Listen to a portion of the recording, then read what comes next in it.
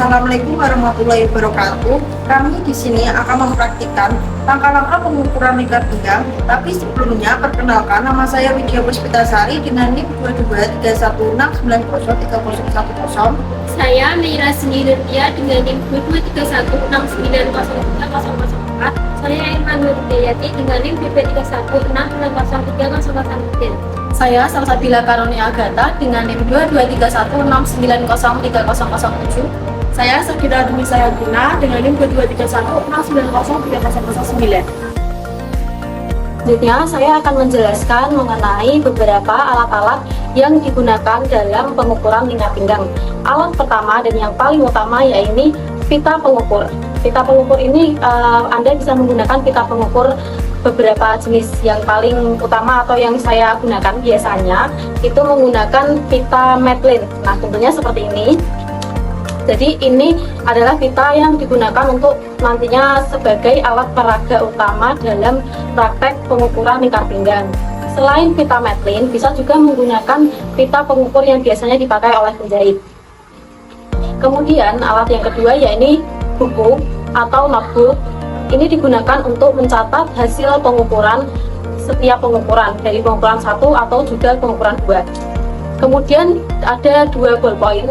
Fungsinya untuk ballpoint yang warna digunakan untuk memberikan tanda di tubuh responden untuk mengetahui titik mana yang akan menjadi pengukuran utama di praktek pengukuran lingkar pinggang.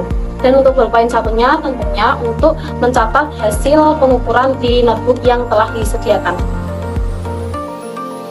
Tujuan kegiatan ini yaitu yang pertama, mahasiswa dapat mengetahui alat yang digunakan dalam pengukuran lingkar pinggang, dan yang kedua yaitu mahasiswa dapat melakukan pengukuran lingkar pinggang dengan baik dan benar, dan yang ketiga yaitu mahasiswa dapat menginterpretasikan hasil pengukuran lingkar pinggang dengan baik dan benar.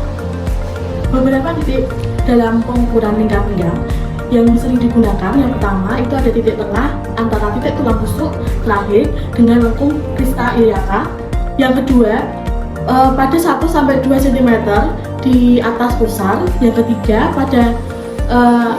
tepat pada pusar. Yang keempat itu tepat di ujung dari krista iliaka. Yang pertama, tahap persiapan. Responden harus memakai baju atau pakaian setipis mungkin. Lalu, pita pengukur tidak berada di atas pakaian yang digunakan. Yang pertama, meminta izin dulu kepada responden untuk menyingkap bajunya. Permisi, Kak, mohon maaf, bajunya disingkap. Ya. Kemudian untuk posisi pengukur berada di posisi samping sebelah depan dari responden itu. Kemudian langkah berikutnya yakni ambil titik tengah antara titik tulang rusuk terakhir dan juga lengkung kritas iliaka, diukur dan diambil titik tengahnya.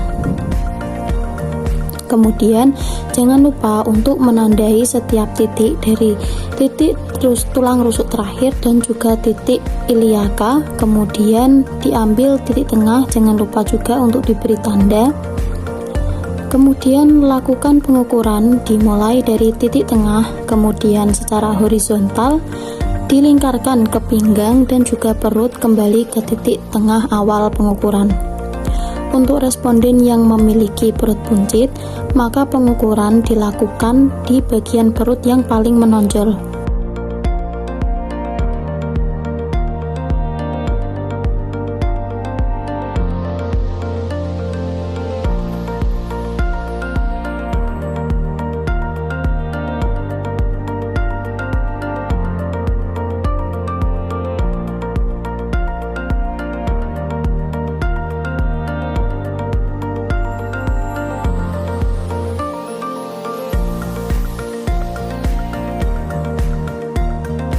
Kemudian lakukan pengukuran kedua dengan melonggarkan pita Metlin atau pita pengukur yang digunakan dan kembali dikencangkan.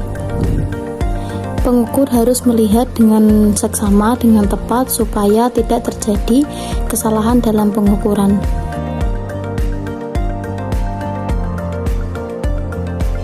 Jangan lupa untuk lakukan pencatatan hasil pengukuran dari pengukuran 1 dan juga pengukuran 2. Lingkar pinggang lebih dari 80 cm pada wanita dan lebih dari 90 cm pada pria dikategorikan sebagai beresiko.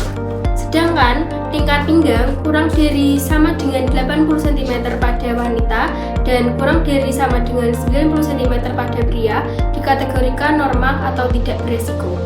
Tujuan lingkar pinggang adalah untuk mengetahui nilai persen lemak tubuh dan untuk merupakan pengukuran antropometri untuk dapat menilai obesitas sentral dan menilai resiko penyakit kardiovaskular.